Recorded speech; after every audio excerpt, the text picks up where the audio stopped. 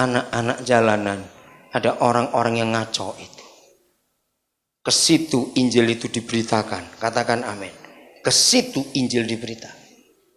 Dan garis bawahi Alkitab saudara, paksalah orang-orang yang ada di situ masuk. Paksa. Inilah hati Yesus, saudara. Tahun 74 saya dapat pewahyuan ini, dan ini ayat emas saya. Mari kita baca sama-sama kalimat terakhir ayat 23. 1, 2, 3. Karena rumahku harus penuh. Kok nggak ada yang amen? Hukum Kristus dalam surat-surat Paulus. Saya nggak bukakan ayatnya, tapi saudara tahu. Lihat berapa kali dalam perjanjian baru, dan Paulus yang menerima itu dari Yesus berkata begini, berilah tumpangan, berilah tumpangan. Masih ingat ayat itu? Berilah tumpangan. Bahkan dalam Ibrani 13 dikatakan ayat 2, maka tanpa diketahui orang yang memberi tumpangan orang ternyata memberi tumpangan malaikat. Luar biasa. Rumah-rumah yang kami sewa, kami kontrak, kami beli di banyak provinsi di Indonesia bukan untuk kami tinggal, tapi untuk orang-orang itu tinggal. Karena ayat ini, rumahku harus penuh. Maaf, di Bogor ada lagi. Sugandi, kamu berdiri. Ini salah satu contoh. Sugandi berdiri. Ini anak saya, dia sarjana, saudara. Silakan duduk, terima kasih. Saya kontrak rumah di Bogor. Di jalan apa? Jalan Bangka. Dekat pintu masuk terminal Baranang Siang. Untuk apa saya kontrak rumah di sana? Rumah saya di Papua. Sudah 3 tahun ini? 4 tahun? 3 tahun. Karena ada anak-anak jalanan di terminal yang perlu baca tulis, perlu belajar. Berapa orang tim kalian sekarang? Papa lupa. 13. Tapi nggak nginep di situ. Datang pagi, belajar siang, kasih makanan. Di Kendari, saudara, saya lupa lagi sebut, saya kontrak rumah. Sudah 7 tahun saya kontrak rumah, tapi belum pernah saya lihat sampai hari ini. Ada apa di sana? Ada anak-anak suku Tolaki dan anak-anak suku Muna yang kami ambil dari pulau-pulau di sekitar Pulau Buton itu. Kami sekolahkan, kami biayai. Enggak peduli Islam Kristen, kami enggak lihat. Kami cuma lihat itu anak orang. Kami mau berkati. Kami tinggal di Jakarta, ada rumah diberi pinjaman, satu keluarga janda. Anak-anak kami tinggal. Ada anak Banten, Islam, tinggal di situ. Tiap hari sholat, saya enggak melarang. Kalau pas saya datang, ada kebaktian, dia ikut. Karena rumahku harus penuh. Ini hati Yesus. Tepuk tangan buat Yesus. Rumahku harus penuh. Dengan orang-orang seperti itu, saudara. Maka itu jangan takut jadi kaya. Asal engkau kaya untuk orang lain. Amin. Saya akan akhiri dengan konsep ini. 2 Korintus 8 ayat 9. Di warta saudara, khotbah gembala dimasukkan. Saya tadi sudah baca. Tapi saya akan baca dengan cara yang benar. 2 Korintus 8 ayat 9. Sudah banyak lagu digubah dari ayat ini. Tapi kita tidak pernah jujur dengan Tuhan dan diri kita sendiri. Karena kamu telah apa? Kasih karunia Tuhan kita Yesus Kristus. Apa kasih karunia-Nya? Luar biasa.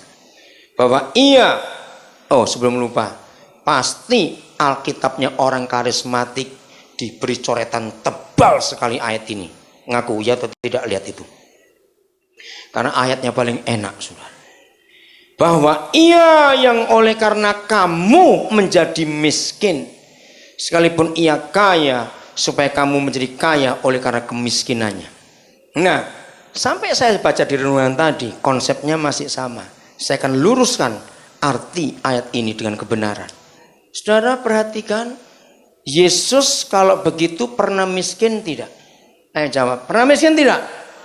Pernah. Kapan dan mengapa? Jawabannya? Lah ya nggak usah ragu-ragu. Betul saudara menjawab, Yesus pernah miskin. Maka itu saya kejar lagi. Kapan dan mengapa? Nggak usah ragu-ragu. Waktu ketemu kita gembel-gembel ini. Tahu kata gembel? Tunawisma. Tahu? Loh, jangan tersinggung. Kita kan orang miskin semua tadinya. Lu ya atau tidak? Cepat jawab. Waktu kita datang kepada Yesus sebagai orang miskin kita ini, kasih karunia-Nya Dia berikan kepada kita. Langsung dia jadi miskin seketika. Karena Dia ingin memperkaya kita yang miskin ini. Amin. Dengar. Tapi dia miskin terus atau tidak? Kok tahu? Apa? Ada yang apa? Kok tahu? Betul jawabannya. Dia nggak miskin terus. Dia bisa kaya lagi. Waktu dia baru kaya sebentar, datang gerombolan gembel yang lain kepada Yesus. Nah, jawab. Dia apa lagi? Miskin lagi. Tapi karena dia Tuhan, nggak lama kaya lagi. Baru kaya sebentar, gerombolan gembel lain datang lagi. Dan ayat ini berlanjut sampai hari ini. Dan ayat ini berlanjut sampai dia datang.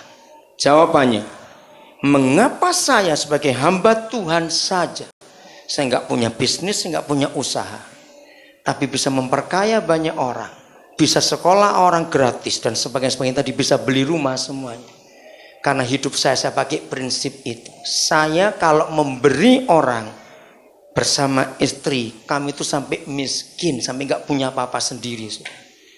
Tapi Tuhan luar biasa, nggak lama Dia kayakan kami lagi.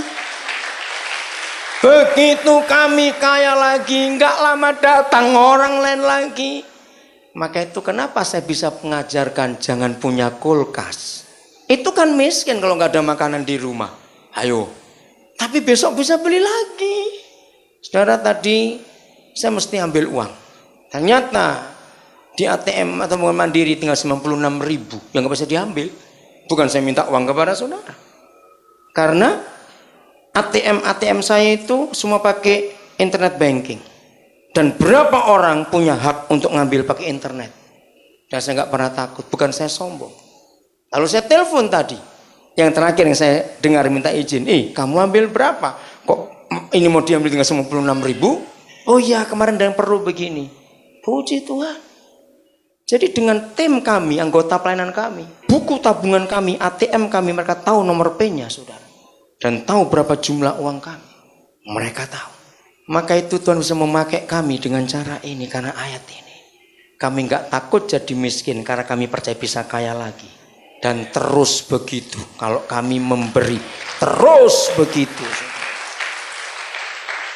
Maka itu masa yang punya sumur kalah dengan saya, pendeta yang nggak punya sumur, ngerti istilah sumur ini. Maka itu yang punya usaha jangan pelit-pelit kamu dalam nama Yesus. Suatu kali saudara, ada pengusaha yang ambil handphone saya, bukan ambil curi, pinjam, bukan pinjam dipakai juga. Dia itu cari nomor seseorang. Kok nggak ada nomornya itu? Nomornya siapa? Disebut seseorang. Dia tahu saya kenal baik orang itu. Dia banker, salah satu bankers di Jakarta. Terus saya jawab, cari di Alkitab, di handphone saya. Hampir nggak ditemukan nomor telepon orang-orang kaya itu. Yang ada di sini adalah orang-orang yang saya injili. Maka itu hobi saya yang berikut, saya suka beli handphone. Tanya anak saya, kalau saya beli handphone bisa 10, bisa berapa? Kenapa? Kalau saya nginjil, saya bersaksi dengan sopir, dengan pedagang, dengan apa saja. Lalu dia terbuka, dan saya tanya, nomor teleponmu berapa? Aduh nggak punya, saya langsung beri, ini handphone, dengan nomornya. Ini nomor saya, kamu SMS kalau perlu. Maka itu setiap hari saya bisa terima lebih 100 SMS. Dari orang-orang yang butuh Yesus. Jadi di sini nggak ada alamat orang kaya, nomor telepon orang kaya. Saya nggak akan masukkan. Bukan berarti saya nggak butuh orang kaya. Artinya saya menjaga hati saya supaya saya nggak disetir orang kaya. Saya mau dikuasai oleh Yesus saja dengan kasih-Nya yang luar biasa. Kita harus hidup seperti ini dalam hidup kita. Maka itu anak-anak Tuhan, sebelum kita berani memberi sampai miskin, engkau tidak disebut memberi. Akhirnya begini. Masih ingat hari itu ada kelas persembahan dari sekolahnya Tuhan Yesus? Betul enggak? Karena kelas persembahan, maka belajarnya di peti persembahan. Yesus itu guru hebat, tapi nggak punya ruang kelas, kantor aja nggak punya, bangku aja nggak punya. Hebat bukan? Maka pelajarannya begini.